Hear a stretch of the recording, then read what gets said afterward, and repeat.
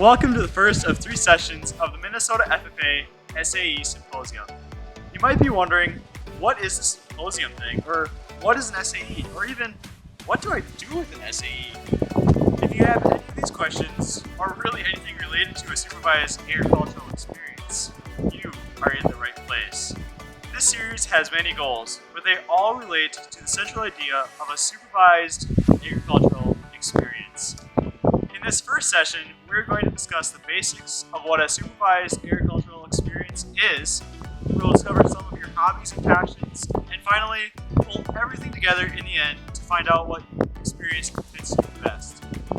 Okay, before we begin, grab a blank piece of paper from your notebook or around your house somewhere, or wherever you may be, and you're going to write 3 goals that you have in life. These can be anything from becoming a doctor to having a family, graduating college, or maybe even high school.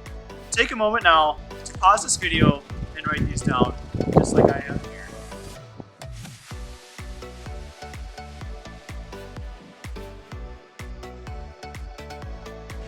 Okay, so to begin, we're going to tackle the question, what is an SAE? An SAE stands for Supervised Agricultural Experience, which is a student-led, instructor-supervised, work-based learning experience that results in measurable outcomes that help prepare students for a future career or passion. It is one of 3 components of the 3-component model of agricultural education, with the other 2 being FFA and the classroom laboratory, which you may be more familiar with. Because SAE is over in its own component, it may sound like a very complex thing, but SAE can be so simple and provide so many opportunities for students to explore their passions, to either love or like them.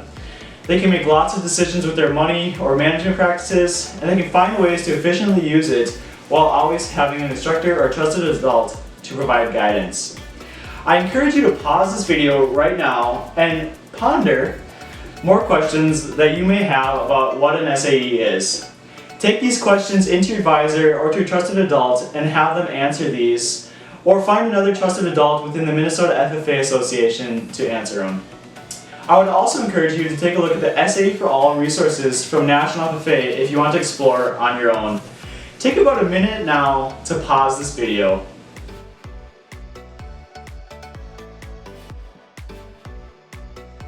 Hey, welcome back.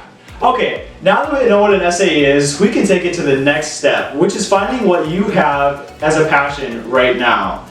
When I say the word buffalo, you're going to pause this video, start a timer on your phone, and run around wherever you are to find these 3 things that represent what you love doing the most or are most passionate about. Be creative, be you with these objects, as they're going to be critical moving forward. Okay, pause, 2 minutes, run around, 3 objects, back to your spot. Buffalo.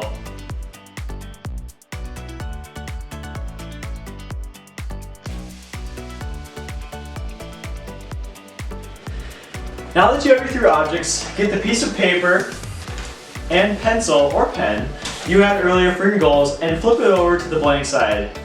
Make that other side of the paper look like a giant tic-tac-toe board, kind of like what you see here.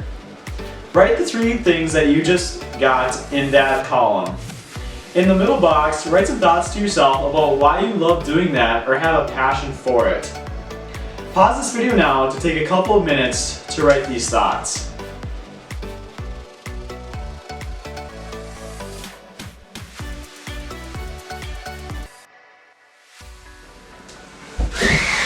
You're back! Okay, now that you've sorted your reasoning for your passions and goals, we're going to move on to the next step, which is connecting those passions and goals to a career pathway. On the right-hand side of your sheet, you're going to divide each of these 3 boxes into 6 columns to look a little bit like this. Pause the next screen to help you complete this task.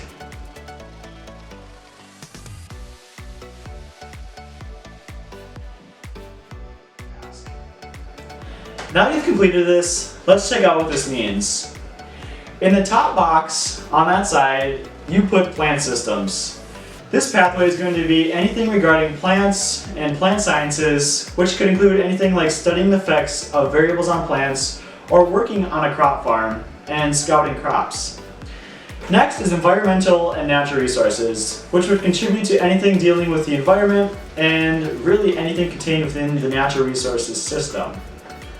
Then food products or processing systems would be the third one down on your list, which would be experiences like baking or processing meat that would really process any kind of food for consumption or do anything to make sure that the food is safe for consumption. Next is agribusiness systems, which is for you if you like to deal with numbers and finding ways to make things more efficient in a farm, in a laboratory, and so much more. Fifth is animal systems, which is working with animals and could include anything like working on your family's dairy farm. And finally, but certainly not least, is power, structural, and technical systems, which is hands-on work to engineer, build, weld, fabricate, or really anything regarding that to make, design, or engineer a project. So now that you have an idea what these pathways entail, you're going to draw an arrow from those hobbies, passions, or interests that you have on the left-hand side of your paper with the 6 career pathways you have on the right-hand side of your paper.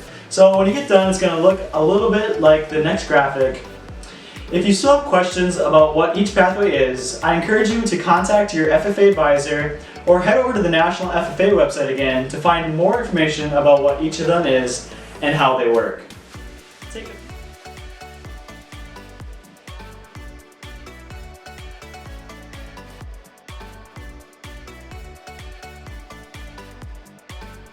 So now that you've done that and you've stuck around this long to discover your own SAE, give yourself a good old pat on the back for working so hard. Now that we have done that, connected your pathways to your passions, we're going to do some more investigation to find out what your SAE is. For this final piece, tune into this image. On the screen you will see 3 bubbles. These 3 bubbles represent how you can work, and they include research, placement, and entrepreneurship. Research projects are going to include anything where you're working with researchers, mastering research skills, and doing different testing that fits your liking.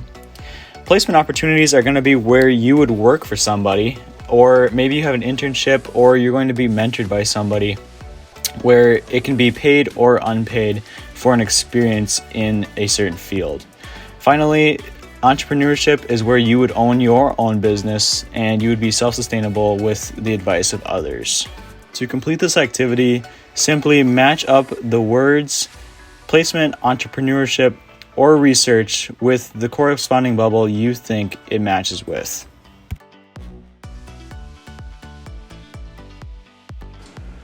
Okay, so now that you've got these matched up, we are going to see if you are right. The one on the left is a research-based project. The one in the middle is a placement where you would work for someone else, and the one on the very right is an entrepreneurship. My hope is that as you read these or look more into them, you found a style that you want to pursue. With that, I encourage you to take the next few moments to think about this question on the screen.